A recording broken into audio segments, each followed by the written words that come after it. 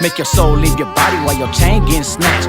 Find me in the trap, serving baggies of that smack. Nodding off this hot bitch face in my lap. Time costs money, so I invested in these tracks. Never lack, I'm pistol packing, leave your beanie on flat. I'm all in her guts like a fucking tummy tuck. I prefer thick bitches, I don't fuck with skinny sluts. Overtime hustler, get my money up. Hey, what's good with everybody, man? I hope everybody's having a productive day, feeling blessed, and like I always say, it's one life, one chance. When they got one chance to do this right, let's get her done. So I want to thank everybody for tuning into my recent lives, man. You guys have been fun. It's been engaging. Me and my girl have a blast. Can't wait to do more videos with you guys and go live with you guys a lot more. And I want to thank you guys for the blessings you guys shot. You know, it's something's better than nothing. I'm not really on the lives particularly looking for that kind of reward, but you guys do it out of the kindness of your heart. So, you know, it's always going to be appreciated, and I'm never going to take that for granted. All the blessings that you guys ever shown, just for the simple fact you guys watched my channel and gave me a platform to actually speak for myself, speak on delicate subjects, as well as promote my music. My streams on Spotify have went up. I want to congratulate myself. I got 3,018 streams on The Streets Are Calling, and that's more than likely thanks to you guys, man. So I appreciate the love and support you guys been showing thus far. Today, I'm going to go back to answering a couple subscriber questions that I had in the archives. You know, I don't mean to neglect them. It's just a lot of recent topics been coming up, and I've been trying to put out content after content to blow this channel up and, you know, hopefully make it somewhere and make some money, even though YouTube's not messing with me right now. It's all good, though. So with that being said, hit that subscribe, hit that like, always leave a comment. Let me know what you guys think. A subscriber asked me this: if I wasn't charged with freelancing, would I still be pushing? Where would I be at today? Honestly, when all this took place in my removal, I think I was maybe 27 or 28. And the sad part about it is I was stubborn back then, because I spent all my juvenile years in juvenile detention facilities and boot camp and YA. I turned 18, was only out for 6 months, wound up doing a prison term for 15 years. And so gangbanging and the prison life is all I ever knew. It's all I ever cared about. I was on the streets being addicted to drugs, being addicted to the streets, prioritizing the gang life over my family, my mother, my brother, and those that actually wanted to see better for myself. So I was blind to the fact that there was better things out there for me, but I chose to blind myself because that's all I ever cared about. I don't want to say that I was brainwashed. I don't want to say I was manipulated or wrongfully influenced, because even though we're kids and we're naive and we kind of don't want to take responsibility for our ways of thinking and our actions, or some say we had like fragile minds, that we could be easily puppetized and all that. No, that's not the case with me. I chose the life. I was dedicated to the life. It's all I ever wanted to be. But a video just recently resonated with me, not too well, but it made sense to me. I was watching an interview on a podcast, and they were interviewing that rapper Bozo, the Sureño. And I remember his words. He was telling the podcast dude, he was pretty much saying, you know, as a kid, like, he wanted to do life in prison. That's what he wanted to be when he grew up. Was a pintero.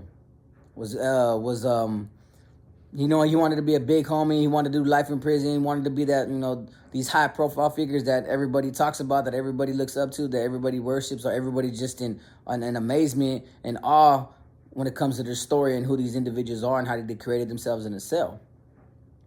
I was that same kid. I remember when I was a kid, I used to be bumping GUN, Pinta Bound. And he would talk about prison. Dark and Familia always talked about prison. And I felt like as a gang member when I was young and I was getting heavily involved with the street regiment, I started seeing all these big homies come out here, the way they were controlling things, the way they were taking over things, their presence, their respect, the money they were touching. Those were all inspirational to me to say, you know what, maybe my next step is prison. So when I got into prison, and you start to realize that people in your lives start to realize that they don't want to be around no more if you're going to continue to be in trouble and continue to be heavily involved in gangs. My mom disowned me. She didn't talk to me until my last year that I got out of prison, because she was like, he just wants to be a norteño. That's all he wants. That's all he cares about. He don't care about us, so we can't care about him. And she left me hanging. And I respect her for that, because it made me grow and it made me mature. And there's realizing that when you realize that you have nothing else to go home to, Like, I started to realize that I had nothing here. That's the biggest reality of it, is when you start losing everything in prison, you're going to gain that feeling. And you're going to accept that feeling that you might not come home. You don't have nothing to come home to. Even when I was SNY coming home, and I realized that all my DA referrals got rejected and I was coming home, I didn't know what I was coming home to. I was so stuck in prison. My mind was so institutionalized. I loved the idea of being incarcerated because I was free to do what I want, to its limitations in accordance to CDCR prison program. But I wanted to be in prison. I didn't care about coming home. I didn't think about coming home till my last year when I started realizing that, I was on my way home. I didn't know what to do. I didn't prep myself for it. I didn't educate myself for it. I didn't know what to expect. I didn't plan for it. Why? Because even then I was facing a big, heavy criminal case before I was coming out that took me 5 years to beat, that I don't talk about here on YouTube. So if I didn't get charged for freelancing, yes, I still would have been on the main line. Because I don't talk down on the main line politics like that. Yeah, I show the good and the bad, but I'm not biased towards the main line. And I was proud to be who I was. I was proud of my status. But the thing about it is, what I realized, and some people don't, and some people are always going to combat me on this because they're still active and they're still going to support the cause. They're going to support the struggle. They're going to support the big homies. They're going to support the meaning behind what they represent. More power to them. But becoming a gang leader in prison, what I noticed that sometimes it's good to become great leaders, educate yourselves and learn how to govern the people and always have the righteous reasons in mind, but your agendas and your self-interest, and you prioritize personal things before you prioritize the overall agenda. So we start to become monsters of vanity. Not everybody becomes egotistical and arrogant. Now it's just, who can pull out and who has the bigger what. It becomes a pissy contest a lot. Like I said before, a popularity contest. And gang leaders tend to prey on the insecurities of others through fear of being removed, of being labeled a dropout, being targeted, coming home, living life knowing that, every other northerner that doesn't know you from Adam wants to take your life. So no, if I wasn't charged with freelancing, I was still pending charges on a lot of other matters. But here's the part that is gonna hit home for you guys, is that I was so stubborn back then that even if I wasn't charged for freelancing, I would have committed those acts anyways, because I already knew what I was becoming back then. So either way, I still think I would have ended up getting removed anyways. It was just the way my mind was developing, the way I didn't know how to use and exercise the concept of power, because that's what it's called. Some people call it leadership. Some people say, these certain positions don't hold that kind of power, but they do. See, now you see a lot of the big homies on the yards, the carnales, and they're on the yards, calling the shots, and norteños are just doing what they got to do. And, there's no in between like there was northerner, norteños, NF, like there was in my days. So now you got the NFs controlling the yard. But see, think about it. Back then, when it was my time, NFs were in the cork and shoe. So they really couldn't dictate and govern the program. They allowed individuals with status to do what we got to do. And that's what we did. History will always, you can read about it on Paradigm Media News too as well.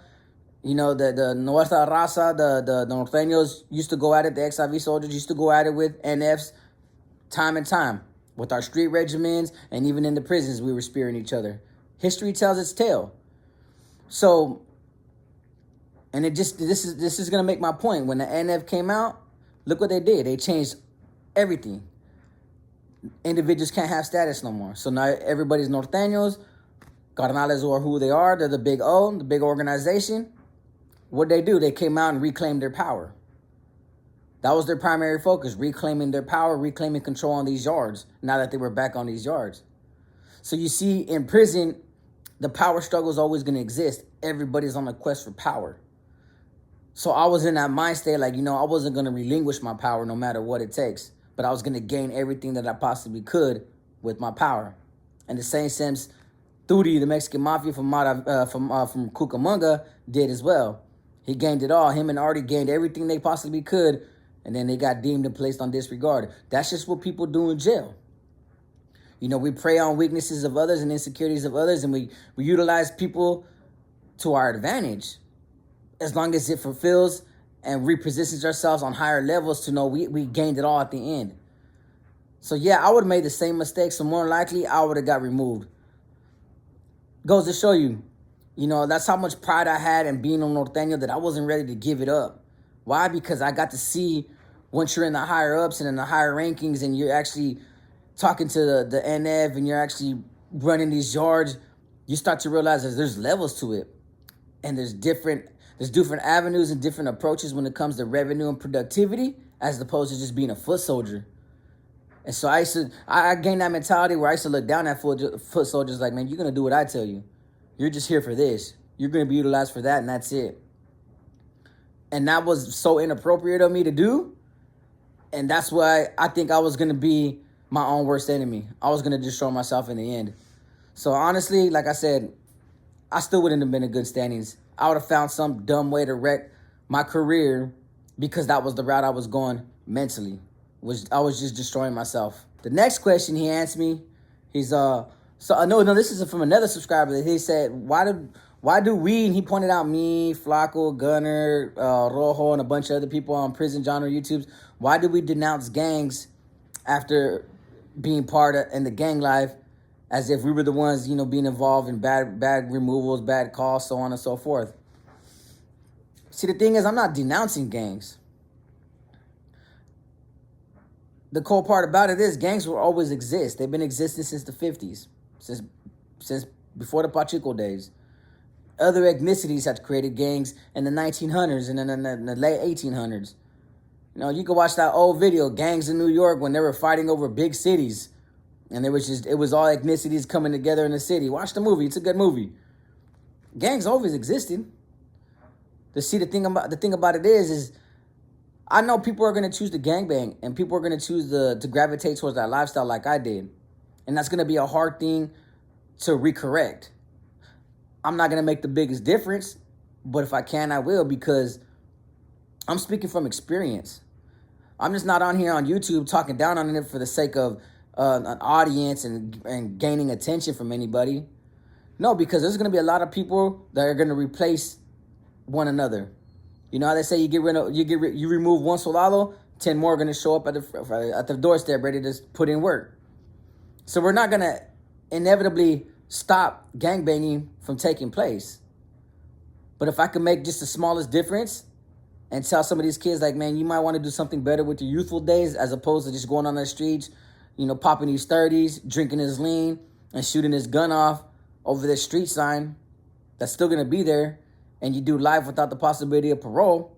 If I could prevent that from happening, why can't I? Because now that I'm becoming a father, I sure in the hell don't want to see my son in that prison cell. Because I got to see my boy Nico and his dad share a prison cell together. You know how sad and embarrassing that was for the both of them? They both admitted it to me. How you going to be celled up with your son in a cell and be proud that he is who he is and what he become? You know, I want better for myself. I want better for my kids. And I sure want better for your kids. So if I could prevent your kid from joining the gang, go ahead, let his friends join that gang if they choose to. At least I made the biggest difference for your child, and you get to see your child grow up and have a successful life and not bury him or not go visit him in a prison cell. So I have the reason why I denounce them in a sense that I do, and I'm not saying, hey, gangs are bad for you, don't join them. Kids are going to make the decisions on their own. There's nothing I can do about that. But see, I've experienced everything, so I know the good and the bad and the ugly. And when I talk about the uglies, because I just want kids to be prepared for it. Because I walked into prison not knowing what to expect. So I had to deal with it in the hard ways. You know, I didn't go to prison and do 5 years and not do one removal, not get into one fight and come home and not learn my lesson. You know, I had got into a riot with the USAS my first year in prison. Third year in prison, I got in riots with blacks. My fourth year in prison, I got in riots with Sureños. Then they only to come back and get removed, not once, but twice. And then go to SNY, accumulate 13 batteries and a couple more riots and another stabbing. So I've been through it all. So I know the politics that are played by men. And it's destroying one another. So now that I'm home and I'm free and finally got to experience a different sense of freedom, the freedom to think for myself, the freedom to do as I please, the opportunity and liberty to work and pursue something different as opposed to a gang lifestyle, I think I'm in a position to actually encourage others to try to stay away from it. But everybody at the end of the day is responsible for their own decisions. So I'm not denouncing it to saying, hey, gangs are all bad, because I've admitted my charges. I've admitted my errors. And I admitted that the person I was becoming, I was only killing myself in the process. And I was hurting others along the way too. I put a lot of people on the SNY side while I was active, and I got to live with that. Because that same target that I'm walking on my back with out here now, I placed other people in that same position. Now I know the feeling. And trust me, there's a lot of regret behind it. Last but not least, he said, how do I feel about people that never done time or did county jail time talk down on dropouts? Good question. You know you got to drink that coffee in the morning, boy. Look, I was 18, hadn't been to prison, and the street regiments at the time, Silver and a couple other people, had us looking for new flowers at the time, because new flowers back then, there wasn't that many riders on the streets, so we were looking for new flowers. So even at 18 years old, I didn't know what a degenerate was, or a bandido, or a dropout was, or so on and so forth. But I was willing to put in work on them, and I was willing to retaliate on them, and I was willing to do what I got to do. Not knowing what it really meant. Not knowing what these individuals did. The good, maybe the bad cause, maybe they got done wrong, got put on our side, it became something different in retaliation towards us. You never know what another man's circumstances is and why he dropped out or why he disassociated himself from a prison gang, from a street gang. So it's kind of hard for individuals to judge somebody else based on a terminology that came from prison and a terminology that people that came out of prison are using just to identify each and every individual that's walked away. So the most I can say is, like, before you start calling people dropouts, you might want to do your education first and understand the meaning behind it, understand why people drop out.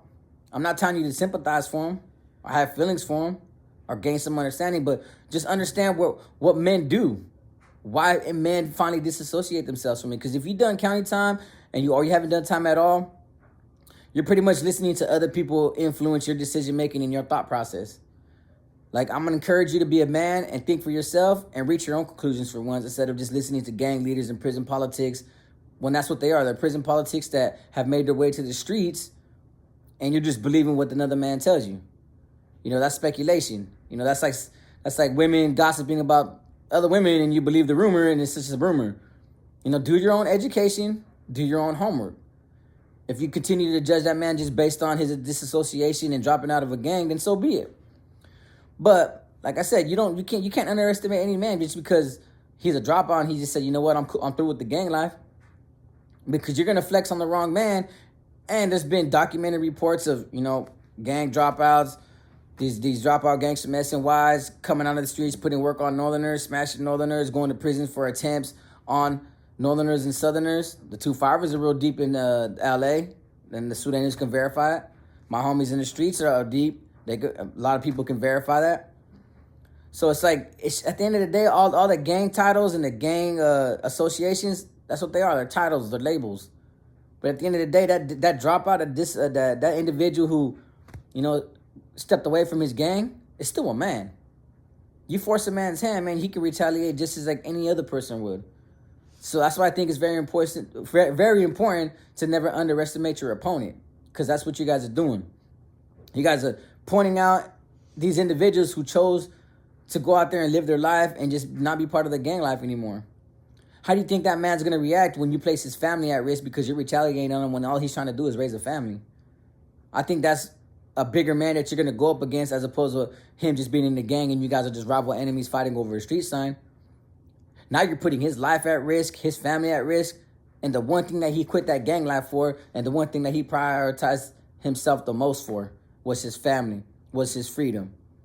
Try to compromise that with that man, he's going to turn into that man he was, and I don't think that's fair. Like, give the individuals or labeled dropouts that are SNY, individuals that walked away from the gang life, give them their opportunity to say, you know what, you want to stay away? Make sure you stay away. And that's why I encourage all my boys that I keep in touch with, like, bro, don't be on the streets gangbanging. Don't be on social media throwing it up and doing this and that and trying to like talk down and talk bad about, you know, actors, because they're not our priorities. Our priorities has always been coming out here, raising our families, getting this money, establishing businesses, becoming successful for once in our lives, for once. And a lot of my boys can tell you that I speak highly to them, like, and I try to encourage them. And that's the best that I can do. So for those that are talking down, that never been nowhere, you know, I'm not going to talk down on a person just because he's never been to county, just because he's never been locked up.